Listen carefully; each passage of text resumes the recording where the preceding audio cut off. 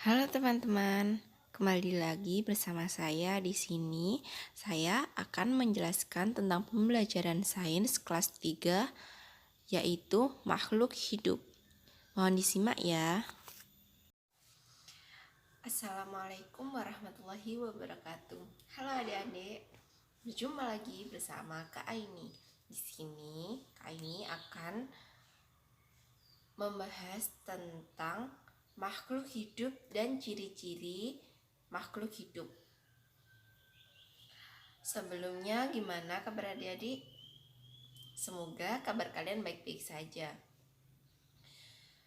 Pada kesempatan kali ini kita diberi kesempatan untuk selalu bersyukur kepada Allah Subhanahu wa taala. Maka dari itu kita harus memanfaatkan situasi ini dengan hal-hal yang positif. Baik, kita mulai pembelajaran hari ini, yaitu makhluk hidup. Ada yang tahu apa itu makhluk hidup?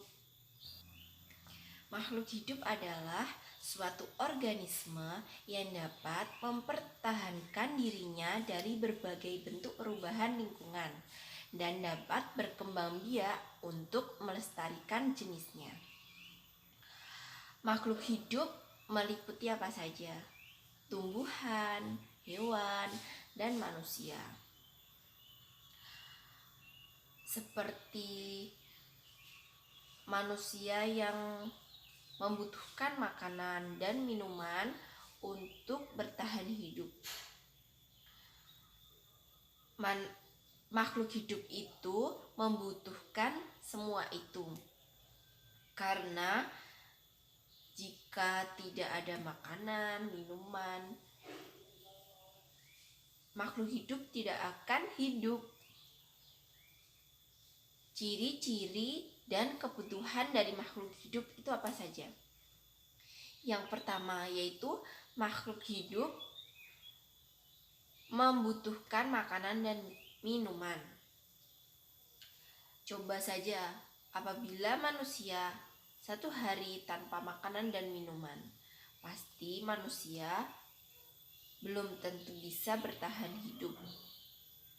Dengan adanya makanan dan minuman, makhluk hidup mampu bertahan diri dan bertahan hidup. Seperti tumbuhan juga membutuhkan makanan. Bagaimana tumbuhan memperoleh makanan? Tumbuhan memperoleh makanan dari menyerap air dan unsur hara yang ada di dalam tanah. Itu mengapa kita harus menyirami tanaman, karena tanaman dapat makan dari air dan zat hara tersebut. Begitupun juga manusia. Bedanya akan lemas dan akhirnya kurus, lalu sakit dan akhirnya meninggal. Yang kedua yaitu makhluk hidup tumbuh.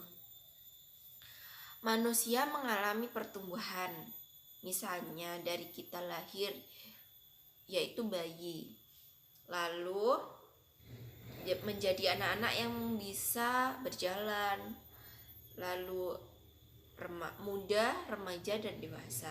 Itulah pertumbuhan dari manusia atau dari kita. Sedangkan dari tumbuhan, biasanya tumbuhan mengalami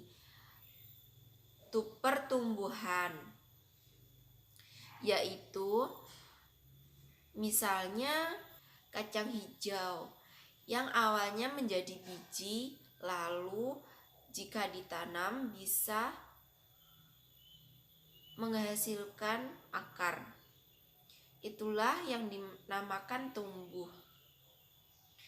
Yang selanjutnya yaitu makhluk hidup berkembang biak.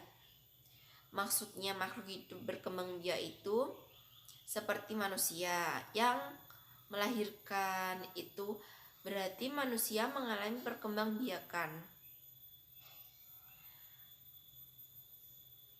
yang menghasilkan keturunan yang sama seperti induknya.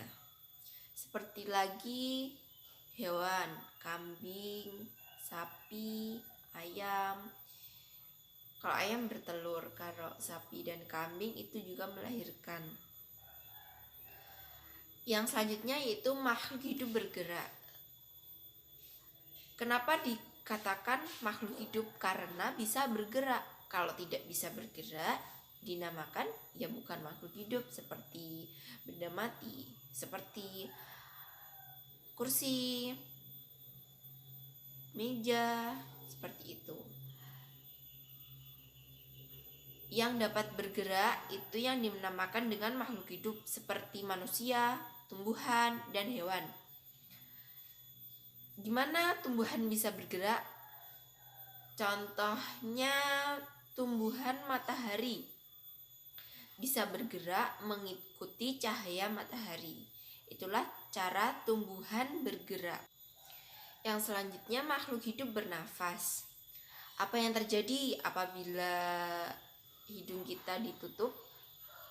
Ya, kita tidak akan bisa bernafas.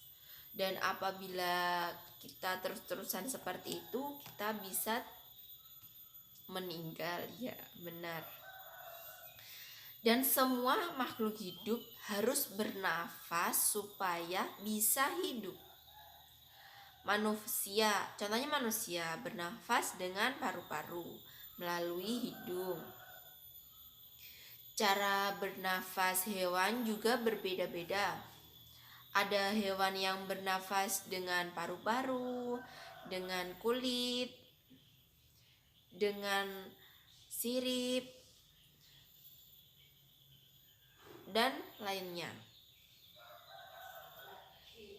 Yang selanjutnya yaitu makhluk hidup peka terhadap rangsangan. Contohnya apa yang dirasakan ketika kita dicubit?